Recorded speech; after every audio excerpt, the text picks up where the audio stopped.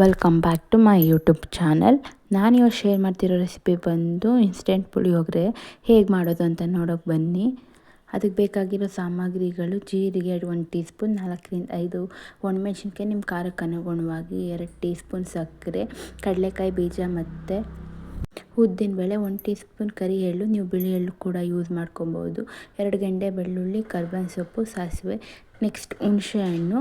Instant puliyogare mix ನಾನು ಇಲ್ಲಿ MTR ತೊಗೊಂಡಿದ್ದೀನಿ, ನೀವು ಯಾವ ಬ್ರ್ಯಾಂಡ್ ಆದರೂ ತೊಗೊಬೋದು. ಈಗ ಸ್ಟವ್ ಹಚ್ಚಿ ಅದಕ್ಕೆ ಬಾಣಲಿ ಇಟ್ಟು 4-5 ಟೀ ಸ್ಪೂನ್ ಆಯಿಲ್ನ ಹಾಕಬೇಕಾಗುತ್ತೆ. ಎಣ್ಣೆ ಜಾಸ್ತಿ ಹಾಕಿದಷ್ಟು ಪುಳಿಯೋಗರೆ ಟೇಸ್ಟ್ ಅಂತಲೇ ಹೇಳ್ಬೋದು.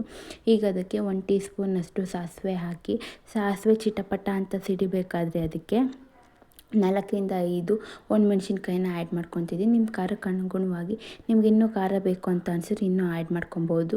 ಒಣಮೆಣ್ಸಿನ್ಕಾಯಿ ಹಾಕಿದ್ಮೇಲೆ ಕರ್ಬೇವಿನ ಸೊಪ್ಪು, ಬೆಳ್ಳುಳ್ಳಿನ ಜಜ್ಜಿ ಹಾಕ್ಕೊಬೇಕಾಗುತ್ತೆ, ಇಲ್ಲ ಸಿಡಿಯೋ ಚಾನ್ಸಸ್ ಇರುತ್ತೆ. ಉದ್ದಿನಬೇಳೆ, ಕಡಲೆಕಾಯಿ ಬೀಜ, ಕಡಲೆಬೇಳೆನ ಹಾಕಿ ನಾನು ಫ್ರೈ ಮಾಡ್ಕೊತಾ ಇದ್ದೀನಿ. ಹೀಗೇ ಬಿಳಿ ಎಳ್ಳು ಕೂಡ ಆ್ಯಡ್ ಮಾಡ್ಕೊಬೇಕಾಗುತ್ತೆ. ಬಿಳಿ ಎಳ್ಳು ಇಲ್ಲ ಅಂತ ಅಂದರೆ ನೀವು ಕರಿ ಎಳ್ಳನ್ನ ಹಾಕ್ಬೋದು. ನಮ್ಮ ಮನೇಲಿ ಬಿಳಿ ಎಳ್ಳು ಇರಲಿಲ್ಲ, ಆದ್ದರಿಂದ ಕರಿ ಎಳ್ಳನ್ನೇ ಹಾಕಿದ್ದೀನಿ. ಟೇಸ್ಟ್ ಏನು ಡಿಫ್ರೆನ್ಸ್ ಆಗೋಲ್ಲ ಎಳ್ಳಿಂದ. ಸೊ ನೀವು ಬಿಳಿದಾದ್ರೂ ಹಾಕಿ, ಕರಿ ಎಳ್ಳಾದರೂ ಹಾಕಿ, ಪರ್ಫೆಕ್ಟಾಗಿ ಬರುತ್ತೆ ಟೇಸ್ಟ್ ಅಂತಲೇ ಹೇಳ್ಬೋದು. ಈಗ 1/4 ಟೀ ಸ್ಪೂನಷ್ಟು ಜೀರಿಗೆನ ಆ್ಯಡ್ ಮಾಡ್ಕೊತಿದ್ದೀನಿ. ಜೀರಿಗೆ ಒಂಥರ ಫುಲ್ ಚೆನ್ನಾಗಿರೋ ಅರೋಮ ಕೊಡುತ್ತೆ ಅನ್ನೋ ರೀಸನಿಗೆ ಹಾಕ್ತಾಯಿದ್ದೀನಿ. ನಿಮ್ಗೆ ಇಷ್ಟ ಇಲ್ಲ ಅಂತ ಅಂದರೆ ನೀವು ಜೀರಿಗೆನ ಸ್ಕಿಪ್ ಮಾಡ್ಕೊಬೋದು. ಇದನ್ನೆಲ್ಲ ಹಾಕಿ ಚೆನ್ನಾಗಿ ನಾವು ಮಿಕ್ಸ್ ಮಾಡಿಕೊಂಡು ಫ್ರೈ ಮಾಡಬೇಕಾಗುತ್ತೆ. ಬೆಳ್ಳುಳ್ಳಿ ಇದರಲ್ಲಿ ಚೆನ್ನಾಗಿ ಫ್ರೈ ಆದ್ರೆ ತುಂಬ ಟೇಸ್ಟ್ ಅಂತಲೇ ಹೇಳ್ಬೋದು. ಪುಳಿಯೋಗರೆಗೆ ಬೆಳ್ಳುಳ್ಳಿನ ಜಜ್ಜಿನೇ ಹಾಕ್ಕೊಳ್ಳಿ, ಹಾಗೆ ಹಾಕ್ಕೊಳ್ಳೋಕೆ ಹೋಗ್ಬಿಡಿ. ಏನಕ್ಕೆ ಅಂದರೆ ಸಿಡಿಯೋ ಚಾನ್ಸಸ್ ಇರೋದ್ರಿಂದ ನಾನು ಅದನ್ನು ಜಜ್ಜಿನೇ ಹಾಕ್ಕೊಬೇಕಾಗುತ್ತೆ.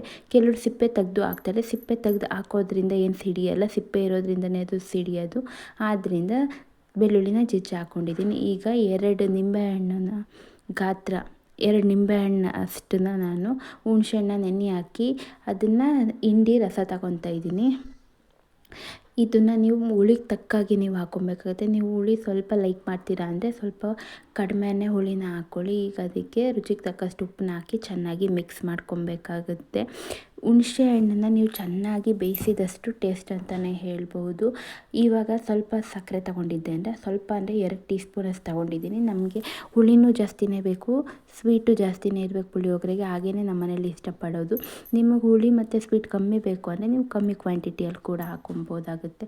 ಅಂದರೆ 1 ನಿಂಬೆಹಣ್ಣಷ್ಟು ಗಾತ್ರದಷ್ಟು ಹುಣಸೆ ಹಣ್ಣು, 1 ಟೀ ಸ್ಪೂನಷ್ಟು ಸಕ್ಕರೆ ಹಾಕ್ಕೊಂಡ್ರೆ ಸಾಕಾಗುತ್ತೆ. ಈಗ ನಾನು ಮಾಡ್ತಿರೋ ಕ್ವಾಂಟಿಟಿ ಬಂದರೂ ಆರಾಮಾಗಿ 4 to 5 ಮೆಂಬರ್ಸಿಗೆ ಟಿಫನ್ ಮಾಡ್ಬೋದು. ನಿಮಗಿನ್ನೂ ಕಮ್ಮಿ ಜನ ಇದ್ದಾರೆ ಮನೆಯಲ್ಲಿ ಅಂತ ಅಂದರೆ ಕ್ವಾಂಟಿಟಿ ಕಮ್ಮಿ ಹಾಕ್ಕೊಂಡು ಈಗೆಲ್ಲ ಚೆನ್ನಾಗಿ ಮಿಕ್ಸ್ ಮಾಡಿ ಚೆನ್ನಾಗಿ ಕುದಿಸ್ಕೊಬೇಕಾಗುತ್ತೆ.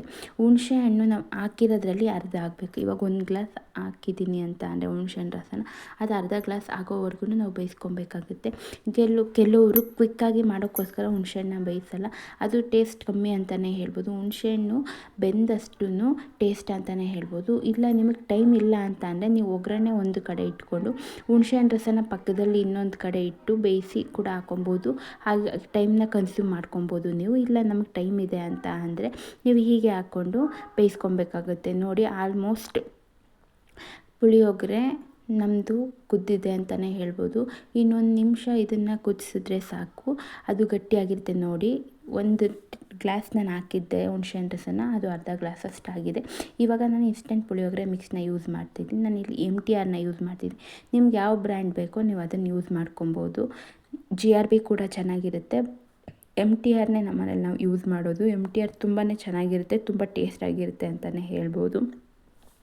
ಈಗ ಪುಳಿಯೋಗರೆ ಮಿಕ್ಸ್ ಹಾಕಿ ನೀವು ಚೆನ್ನಾಗಿ ಕೈ ಆಡ್ಕೊಬೇಕಾಗುತ್ತೆ. ನೀವು ಮನೇಲಿ ಮಾಡಿದ ಪುಳಿಯೋಗರೆ ಮಿಕ್ಸ್ ಕೂಡ ನೀವು ಮಾಡ್ಕೊಬೋದು.